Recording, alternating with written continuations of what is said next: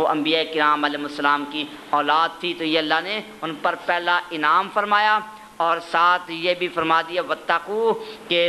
اس دن سے ڈرو کہ جس دن کوئی جان کسی جان کا بدلہ نہیں ہوگی، کہ ان انعامات کا شکریہ ادا کرو، اگر شکریہ ادا نہیں کرو گے پھر میرا عذاب بڑا سخت ہے، اور اس دن کوئی کسی کا بدلہ نہیں ہوگا اور نہ ہی کسی کی سفارش قبول کی جائے گی۔ تو یہ آیت لے کر جو نا بعض حضرات شفاعت کا انکار کرتے ہیں۔ اسماعیل دہلوی نے تقویۃ الایمان میں شفاعت کا انکار کیا اور شفاعت کی بہت سی اقسام بیان کی، سب کو رد کر دیا، حالانکہ قرآن مجید سے اور احادیث طیبہ سے شفاعت کا ثبوت ہوتا ہے۔ تو جناب اسماعیل دہلوی نے یہ کہا کہ شفاعت جناب وہ شفاعت بالمحبت بھی نہیں ہو سکتی اور شفاعت بالوجاہت بھی نہیں ہو سکتی، ایسا مختلف شفاعت کی اقسام بیان کی۔ اس نے کہا کہ اگر شفاعت بالمحبت ہو نا، کہ اللہ تعالیٰ کو کسی کے ساتھ محبت ہے تو پھر اللہ تبارک و تعالیٰ اس کی شفاعت قبول کر لے، تو اس سے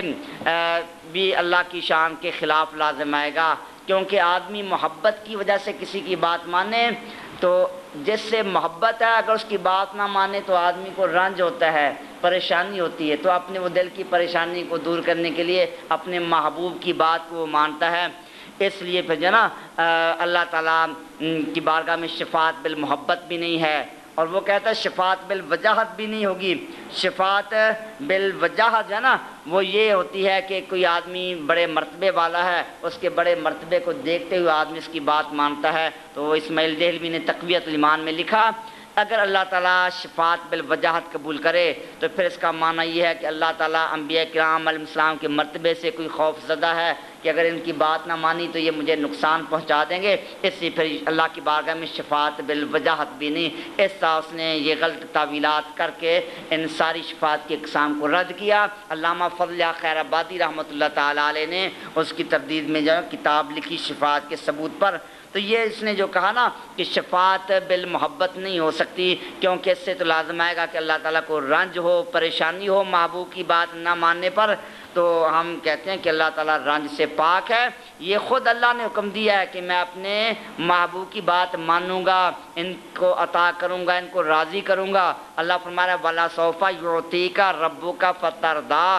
اے محبوب علیہ السلام ہم تمہیں اتنا دیں گے تم راضی ہو جاؤ گے۔ تو یہ اللہ جو شفاعت قبول فرمائے گا کوئی رنج کی وجہ سے نہیں، بلکہ یہ خود اللہ کا حکم ہے کہ میں نے اپنے محبوب کو دینا ہے اور محبوب کو راضی کرنا ہے۔ حدیث میں ہے کہ اللہ کے ولی کی شان ہوتی ہے وَلَئِن سَأَلَنِي لَأُعْطِيَنَّهُ، بخاری شریف کی حدیث پاک ہے جس میں فرمایا من عاد لی ولیًا فقد آذنتہ بالحرب۔ اس حدیث میں یہ کلمات ہیں کہ اللہ نے فرمایا وَلَئِن سَأَلَنِي لَأُعْطِيَنَّهُ، اگر میرا بندہ میرا ولی مجھ سے سوال کرے گا تو میں ضرور ضرور عطا کروں گا۔ تو اللہ پھر بات مانے گا اپنے وعدے کو پورا کرنے کے لیے، یہ اللہ کا وعدہ ہے کہ میں اپنے محبوبوں کی بات مانوں گا۔ یہ نہیں کہ اللہ تعالیٰ کو کوئی رنج ہوگا، اس رنج کے ازالے کے لیے اللہ تعالیٰ ان کی شفاعت قبول کرے گا۔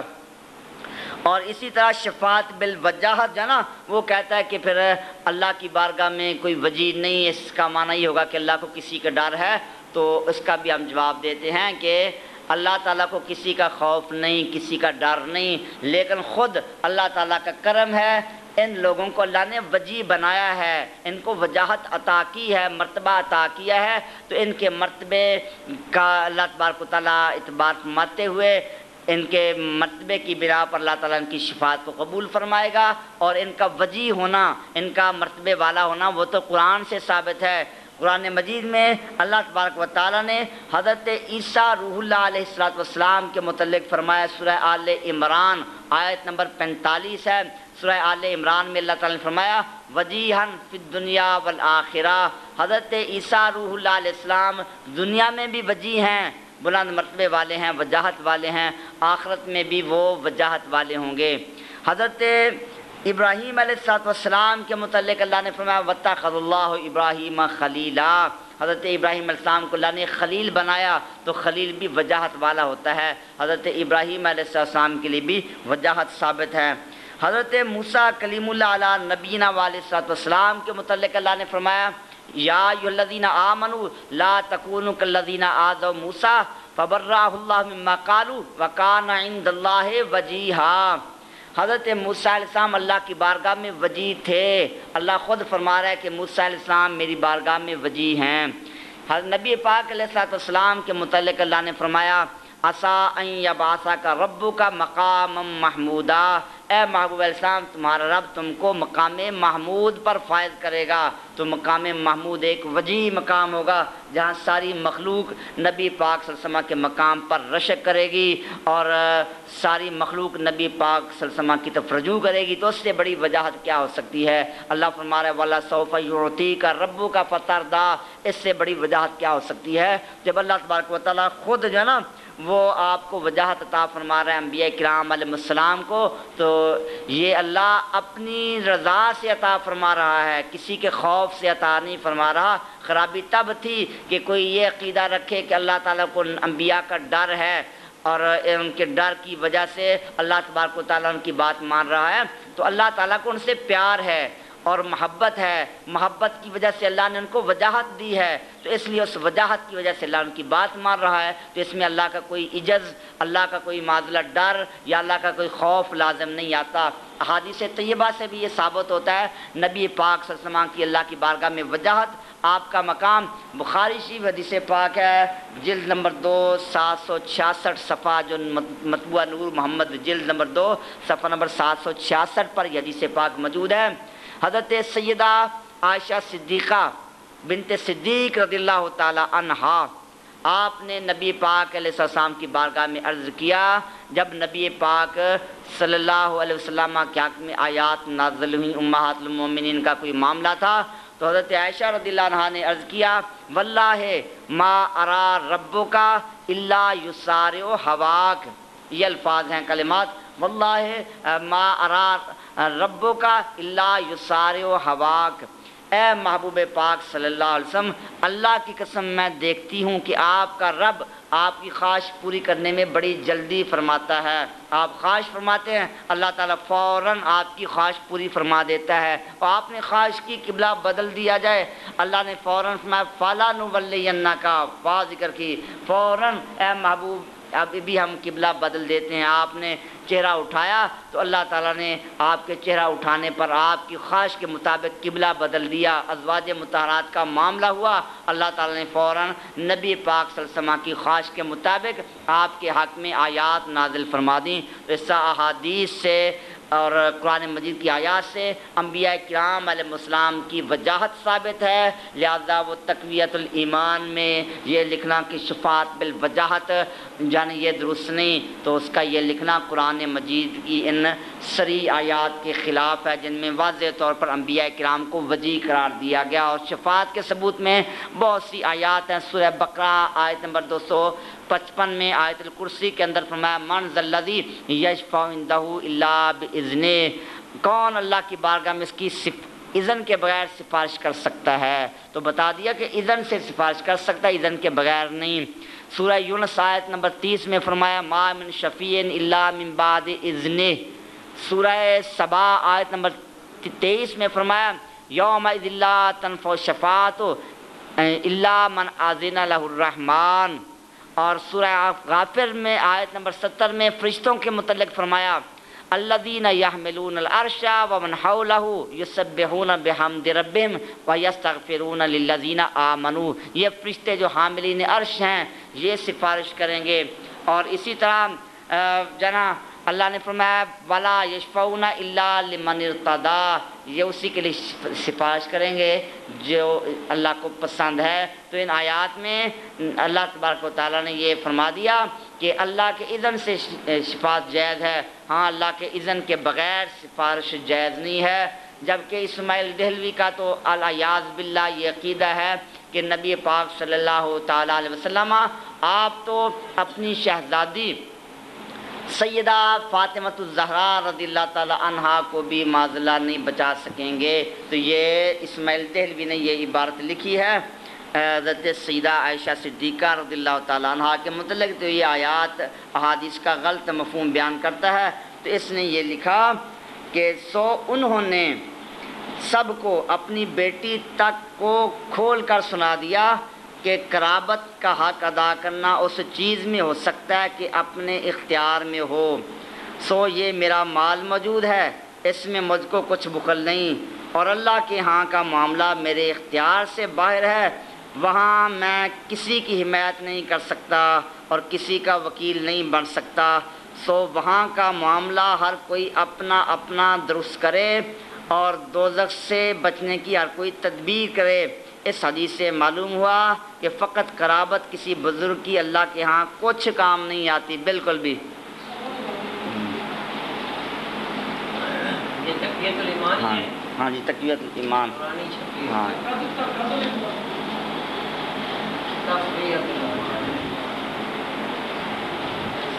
ہاں یہ تھا نا ٹائٹل ہے، ہاں پڑھ دیں۔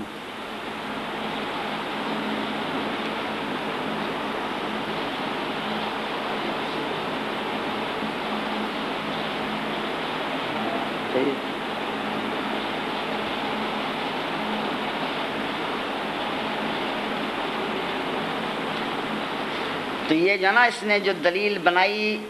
بخاری مسلم کی حدیث کہ اس میں نبی پاک علیہ السلام کو جب اللہ نے حکم دیا کہ اپنے خاندان والوں کو ڈراؤ، تو آپ نے پھر حضرت فاطمہ کو پکارا، حضرت صفیہ کو پکارا اور سب کو یہ کہا کہ اپنے آپ کو آگ سے بچا لو، میں اللہ کے مقابلے میں کسی کی جنم وہ فائدہ نہیں کر سکتا، یہ الفاظ ذکر کیے۔ تو لیکن حدیث میں خیانت کر گیا، تو حدیث کے مکمل کلمات جن سے اصل مقصد ثابت ہوتا تھا وہ ذکر نہیں کیا۔ تو یہ حدیث آپ کو یاد ہونی چاہیے، کیونکہ یہ اکثر دیوبندی یا وہابی حضرات جب گستاخی میں بڑھ جاتے ہیں تو یہ بات بڑی کرتے ہیں کہ اللہ تعالیٰ نبی پاک اسلام تو اپنی بیٹی کو بھی نہیں بچا سکتے، الیاذ باللہ۔ صفحہ نمبر 109۔